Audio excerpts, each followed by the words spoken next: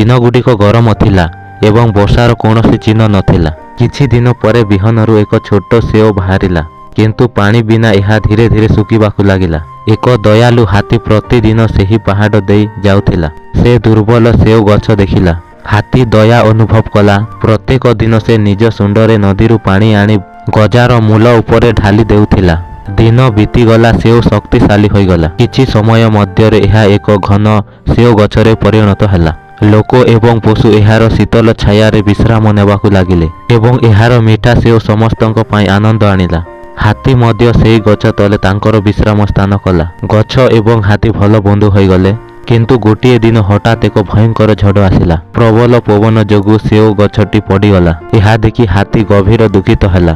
ବହୁତ ମାସ ବିତିଗଲା। ଗୋଟିଏ ଦିନ ସେହି ସ୍ଥାନରେ ଗୋଟିଏ ନୂତନ ଗଜା ଫୁଟିଲା। ହାତୀଟି ତାହା ଦେଖିଲା ଏବଂ ତା ଆଖିରେ ଆଶା ଭରିଗଲା। ସେ ହସି ପୁଣି ପାଣି ଦେବା ଆରମ୍ଭ କଲା। କିନ୍ତୁ ପାଣି ଦେବା ପରେ ହାତୀଟି କାନ୍ଦିବାକୁ ଲାଗିଲା, କାରଣ ଏତେ ମିଠା କାହାଣୀ ସତ୍ତ୍ୱେ କେହି ଲାଇକ୍ କିମ୍ବା ସବସ୍କ୍ରାଇବ୍ କରିନଥିଲେ। ଯଦି ଆପଣ କାହାଣୀଟିକୁ ପସନ୍ଦ କରିଛନ୍ତି, ଦୟାକରି ହାତୀକୁ ହସାଇବା ପାଇଁ ଏହାକୁ ଲାଇକ୍, ସବସ୍କ୍ରାଇବ୍ ଏବଂ ସେୟାର କରନ୍ତୁ।